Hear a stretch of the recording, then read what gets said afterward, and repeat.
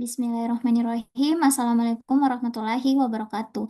Raditu billahi robban wa bil islami dina wa bi Muhammad Puji kepada Tuhan, salawat kepada Nabi sebagai bentuk manifestasi penghambaan kita. Pada video kali ini, kami dari kelompok satu akan mendemonstrasikan final project yang telah kami buat di mata kuliah Advanced Software Testing and Quality Assurance. Nah, pada video kali ini kami akan mendemonstrasikan proses pengujian end-to-end pada aplikasi yang telah kami buat, yaitu aplikasi web sekolah terintegrasi yang kami kembangkan berdasarkan prinsip scalable system design. Nah, sebelumnya perkenalkan saya Hasriana sebagai moderator pada video kali ini sekaligus bertindak sebagai pemateri pertama. Nah, di sini saya tidak sendiri, saya ditemani oleh rekan kelompok saya, ada Justriadi Liwang sebagai pemateri kedua, kemudian dilanjutkan oleh Andi Naifanur sebagai pemateri ketiga, dan terakhir akan dilanjutkan oleh rekan saya Muhammad Arfan Maulana sebagai pemateri terakhir. Nah, di sini langsung saja saya akan mendemonstrasikan, saya akan menampilkan aplikasi web yang telah kami bangun.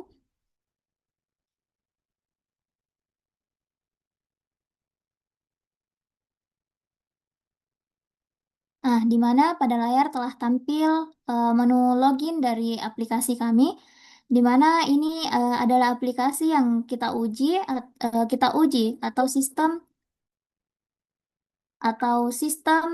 web sekolah terintegrasi live di server dibangun,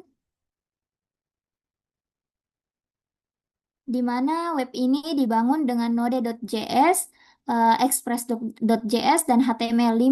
Nah, di sini saya akan mencoba login dengan akun admin, tapi di sini kita bisa login juga menggunakan akun akses cepat, di mana akun akses cepat itu terdapat ada akun admin, guru BK, orang tua, kepala sekolah, wali, guru, dan siswa. Nah, tapi di sini saya akan mencoba login menggunakan username admin, di mana username-nya itu admin dan passwordnya itu password 123. Di sini kita coba masuk sistem dengan klik masuk sistem. Nah, di setelah kita login, ini adalah tampilan dashboardnya, di mana kita bisa melihat total ada statistik total siswa, kemudian statistik data guru, dan eh, tabel data yang di yang dibungkus dengan statistik personel. Nah, bisa dilihat pada layar statistik personelnya. Nah, sedangkan di sidebar kiri itu terdapat 8 menu yang masing-masing memiliki fungsi berbeda, di mana sistem ini memiliki 7 role pengguna yaitu admin, kepala sekolah, guru BK, wali kelas, siswa, dan orang tua yang saya sebutkan tadi, akun akses cepat yang saya sebutkan tadi. Di mana di setiap role itu punya akses menu yang berbeda. Nah, inilah yang disebut dengan role based access control atau RBAC. Kemudian untuk di sisi backend-nya, di sini selanjutnya saya akan menampilkan sisi backend-nya, di mana web kami itu dibangun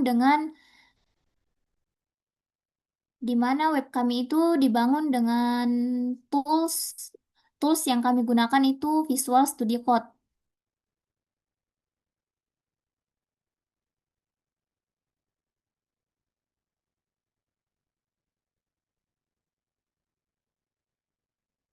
Nah, di Visual Studio Code ini saya tidak akan menjelaskannya secara rinci. Di sini saya hanya akan menjelaskan dokumen-dokumen yang kami susun untuk membangun atau untuk mengembangkan sistem pengujian di web sekolah, di web aplikasi sekolah terintegrasi yang telah kami buat tadi.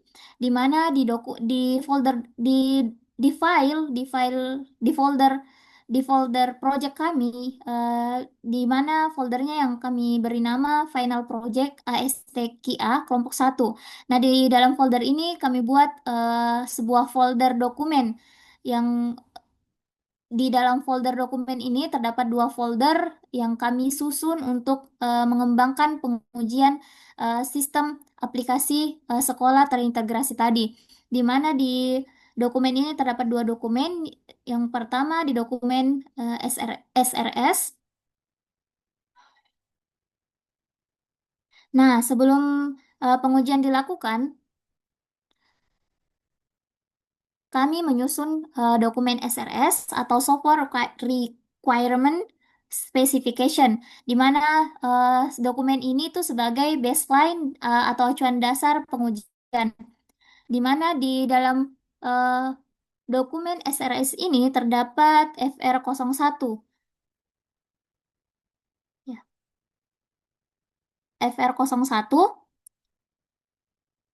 Nah, di FR01 di sini ada 8 kebutuhan fungsional.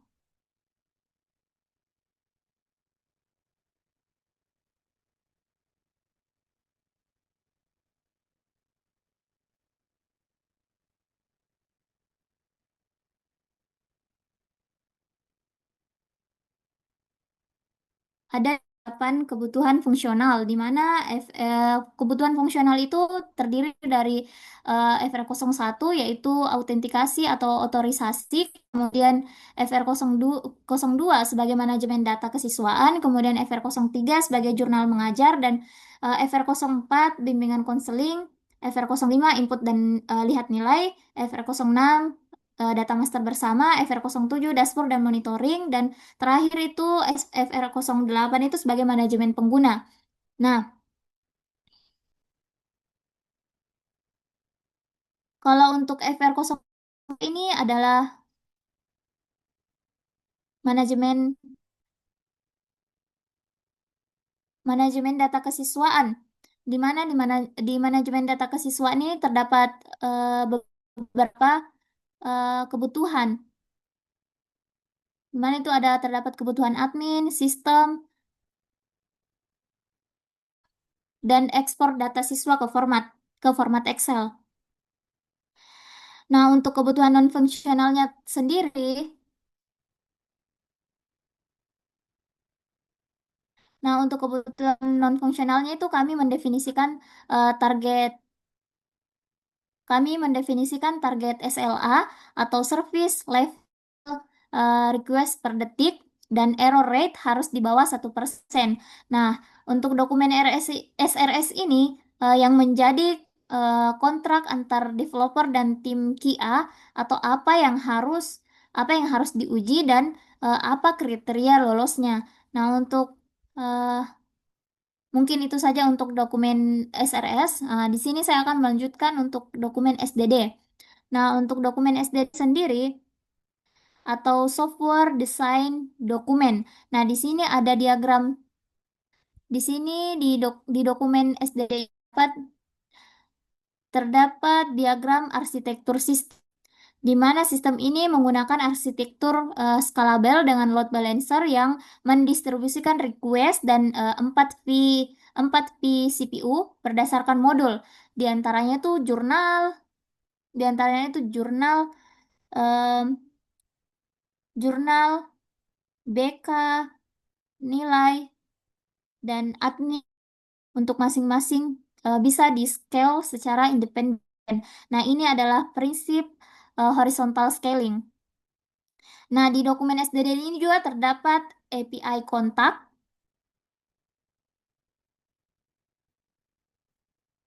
Nah, di dokumen SDD ini terdapat API kontak, di mana API kontak ini ada kontrak endpoint. Misalnya, POST atau API atau login menerima username dan password dan mengembalikan HTTP 200 jika hasil login. Tetapi jika gagal, maka mengembalikan HTTP 401. Nah, ini yang nanti akan kita verifikasi saat integration testing. Kemudian di dokumen SDD ini juga terdapat database skema.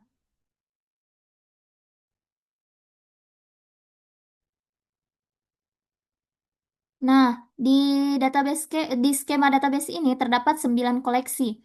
Di antaranya koleksi user, students, guru, classes, subjects, jurnal, konseling, nilai, dan log.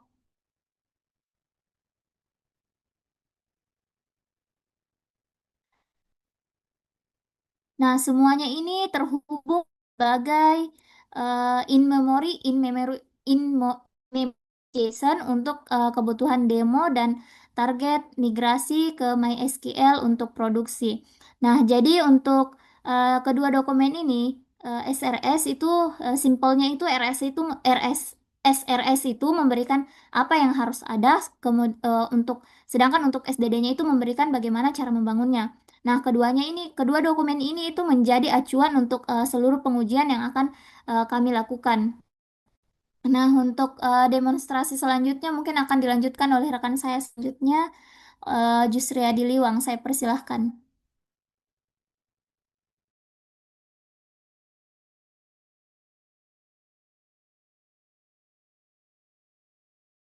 Baik, terima kasih telah memberikan kesempatan kepada saya. Saya sebagai pemateri kedua yang akan menjelaskan pengujian pada unity testing. Yang pertama itu saya akan menjelaskan apa itu unity testing. Unity testing adalah pengujian terhadap fungsi atau metode secara terisolasi tanpa ketergantungan pada modul lain. Tujuannya agar memastikan setiap bagian terkecil dari kode bekerja dengan benar.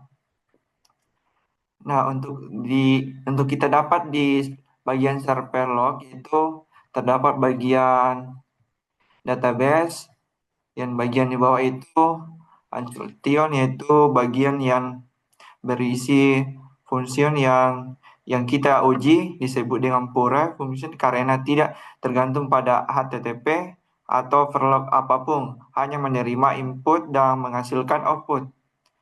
Nah, kemudian bagian yang ke bawah itu bagian grade itu bagian yang menyimpan login aktivitas yang ke dalam array yang dengan batas maksimal 100 antrian. Jika lebih dari 100 yang paling lama otomatis itu dihapus dan disebut dengan curl float. Nah, kemudian yang bagian unity UT01 yaitu bagian di sini terdapat yang paling menarik adalah unity 03. Nah, di mana bagian di sini menggunakan teknik birding yaitu full analysis. Kita memasukkan 505 dari aksi ke dalam log, tapi yang diharapkan adalah hanya 100 yang tersimpan. Sedangkan menguji tepat dibatasi maksimal. Nah, kemudian di bagian Unity 02 itu bagian database. Nah, bagian database itu memasukkan bagian di sini adalah untuk memasukkan sebuah eh, nilai lagi untuk siswa mapel sama tetapi nilai yang berbeda, yaitu 90 hasilnya itu harus tetap di recording tetapi nilainya itu sudah berubah menjadi 90. Ini itu bagian di sini tuh membuktikan bahwa teks bekerja dengan benar. Kemudian langsung saja kita mengujinya.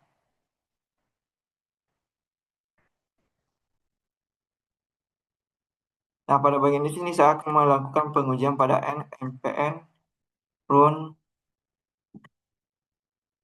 test unit.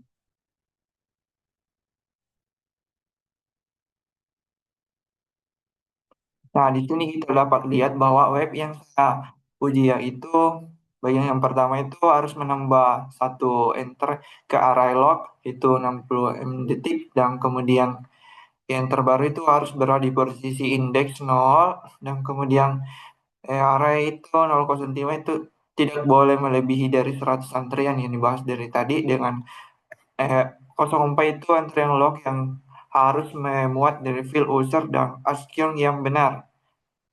Nah, kemudian itu bagian BT13 itu harus recording ya true jika nicknya itu sudah terdaftar 10001 atau milik dan kemudian jika harus recording flat plans jika nicknya itu belum terdaftar maka 99. Nah, kemudian kita dapat lihat bahwa hasil pengujiannya itu hasil pengujiannya itu dapat kita lihat di sini bahwa hasilnya terdapat string itu 95 dengan break itu 100 dan fungsi 93 dan klik 9 ke 93,5 dan yang 78 itu hasil yang belum teruji. Dan kemudian kita dapat hasilnya itu estimate itu 95,45%. Terus berdasarkan hasil pengujian di atas itu yang kami jalankan itu seluruh dari 24 skenario. Pengujian itu berhasil plus dengan sempurna tanpa ada kegagalan. Dari sisi kualitas kode itu sistem kami itu mencapai 100% yang dapat kita lihat pada break, convex, dan 95,45% pada ST convex. Hal ini membuktikan bahwa seluruh logika inti dan fungsionalitas aplikasi yang saya uji itu dengan sangat baik, valid, dan andal. Mungkin itu saja saya serahkan ke pemateri ketiga.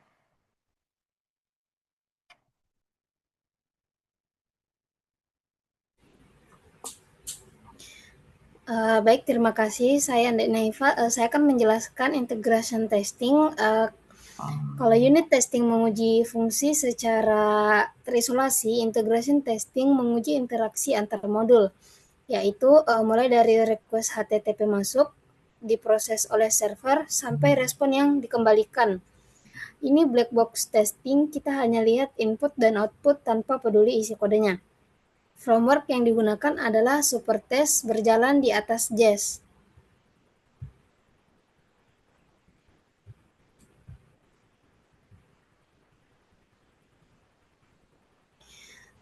Nah, baik. Ada 4 file integration test dibagi per kelompok endpoint.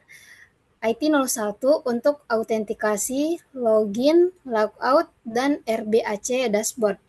IT02 untuk CRUD data kesiswaan, IT03 untuk input nilai dengan BVA, dan IT04 untuk jurnal, BK, dan master data.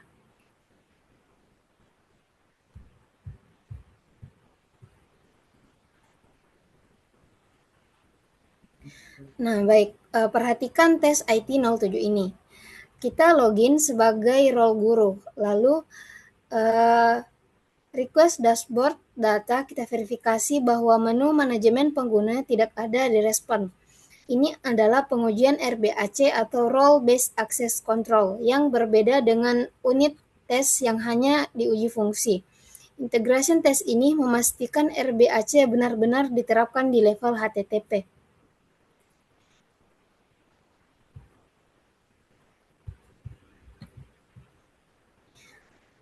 Nah, baik. Ini integration test untuk modul nilai. Ini menguji logika absurd di level APA. Kita kirim request post API slice grade 2 kali dengan NIST dan mata pelajaran yang sama. Setelah request kedua, kita verifikasi respon HTTP 200 dan hanya ada satu record nilai, bukan 2.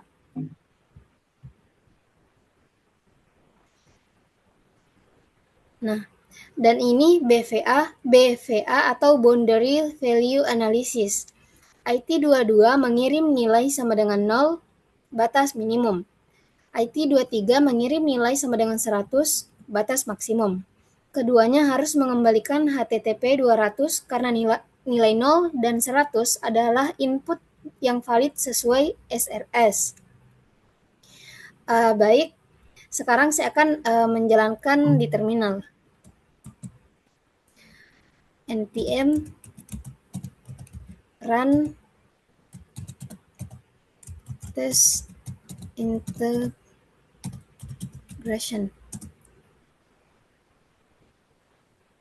Maaf, saya ulang karena ada ketypoan.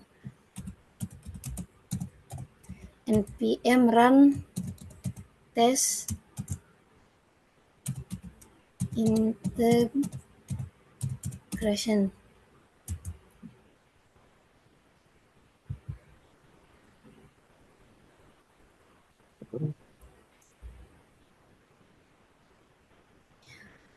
Nah, di sini hasilnya 4 tes switch, 33 tes semua PES. 33 dari 33 PES. Seluruh endpoint API dari hasil ini kita tahu bahwa seluruh endpoint login, CRUD siswa, input nilai, jurnal, BK, dan master data semuanya mengembalikan HTTP status kode yang benar dari respon body yang sesuai.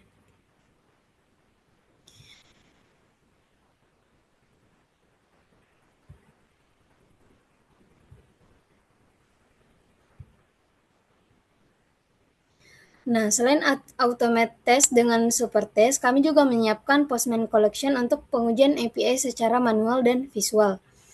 Di sini collection-nya sudah berisi semua test case dan integration test dibagi per kategori, yaitu ada authentication, student, grade, jurnal, BK, dan master data. Baik, di sini saya langsung saja mencoba klik IT01. Kita kirim request login valid, username admin, password 123.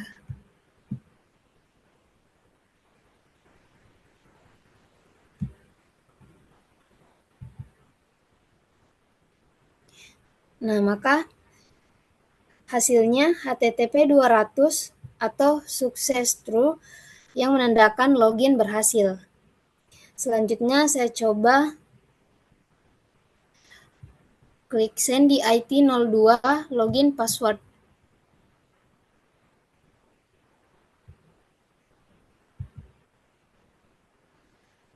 Dan hasilnya HTTP 401 atau sukses fails.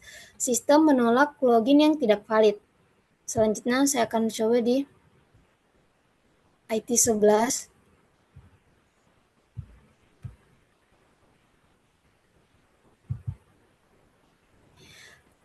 Tes ini NIS duplikat. Kita coba tambah siswa dengan NIS 1001 yang sudah ada.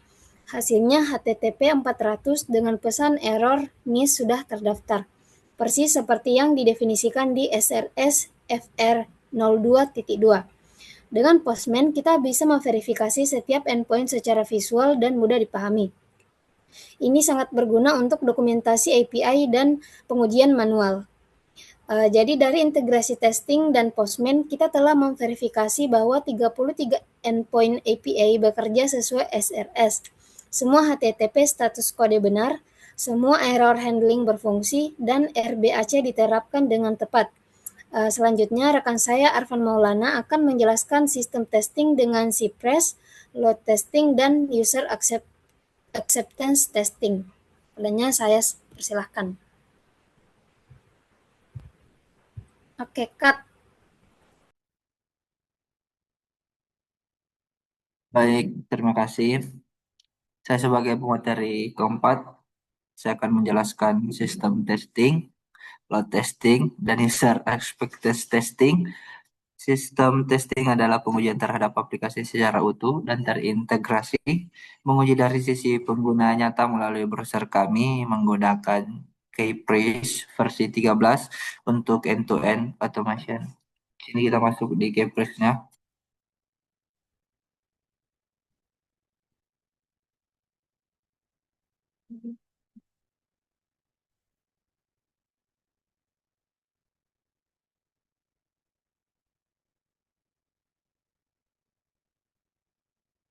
Ini dia tampilan dari UI Keypress itu sendiri. Kita pilih E2E testing, pilih Chrome. Sini kita mau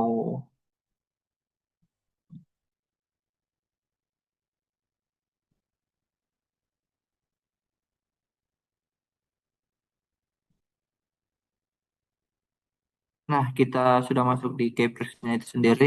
Kita di sini mau tes satu-satu dari login app, kesiswaan, jurnal BK, dan yang terakhir ada nilai absurd. Kita tes dulu yang login.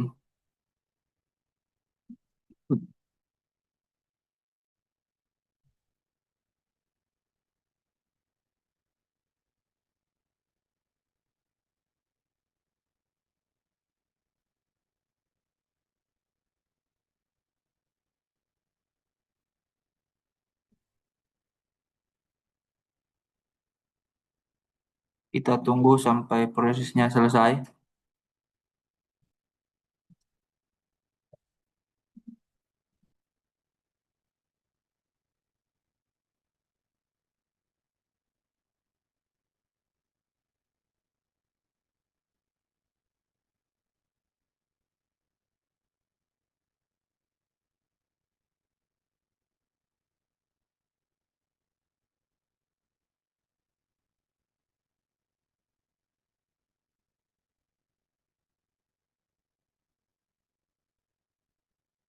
Nah, di sini untuk bagian login sudah selesai.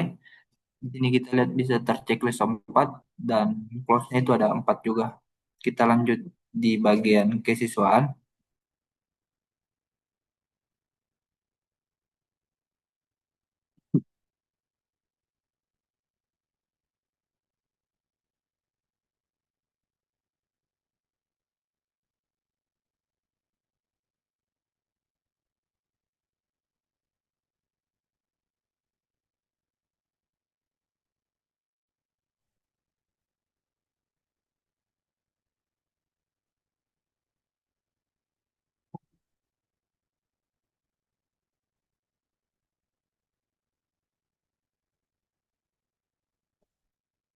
Sudah selesai juga. Checklistnya ada 6 dan close-nya ada 1.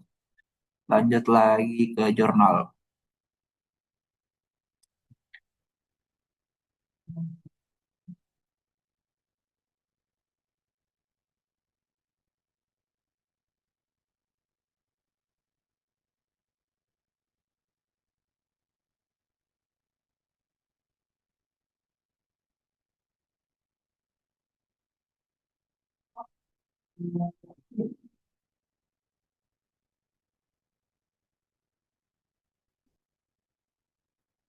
Sudah selesai. Kita lanjut lagi ke BK.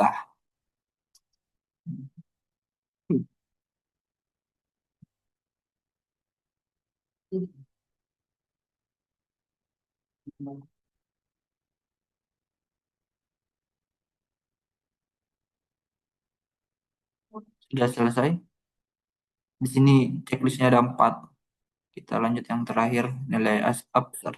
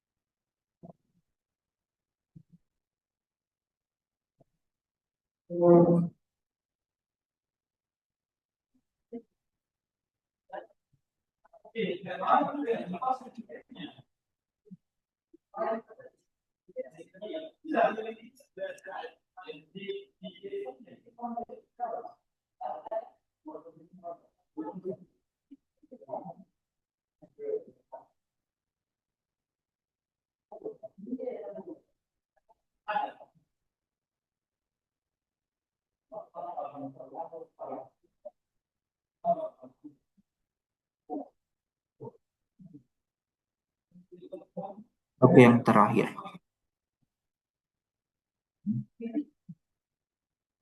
Nah, di sini sudah selesai. Kita bisa lihat checklistnya ada 3 dan close-nya ada 4. Nah, itulah tadi leveran dari Shift Risk GUI. Kita masuk ke load testing. Kita masuk ke Visual Code. Kita kontrol C saja ini. Kita hentikan. Dan kita tuliskan perintah ini untuk menjalankan load testingnya. Kita enter.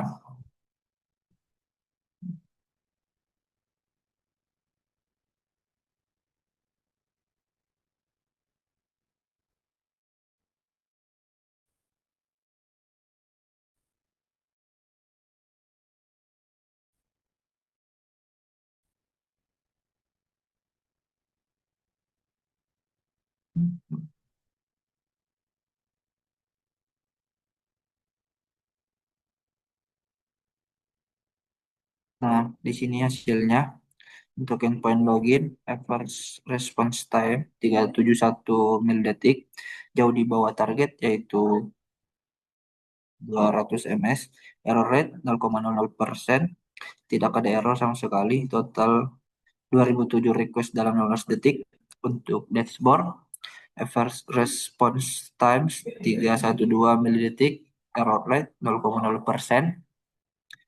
Sini juga di bagian verifikasi SLA, effort response time pass, error pass, yaitu P99, dan menunjukkan catatan karena keterbatasan universal free tier yang memiliki code start dan rate limiting.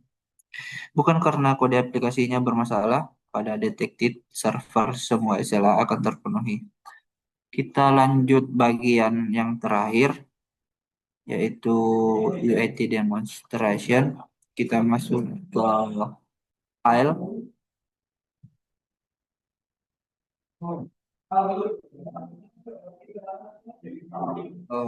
file UAT verification.js yang di sini.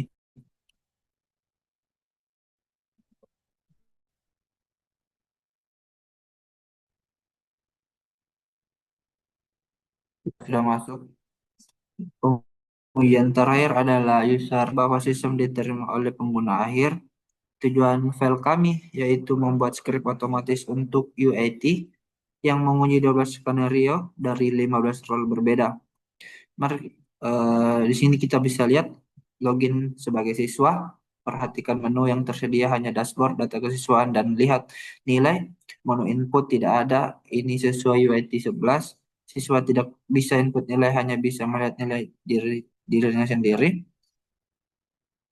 Dari 12 skenario UIT, semuanya sesuai, expected grade 100%, visibility score 5 dari 100. Masuk kategori sangat baik. Kita masuk yang terakhir yaitu di backlog dan kesimpulan. Kita masuk di filenya.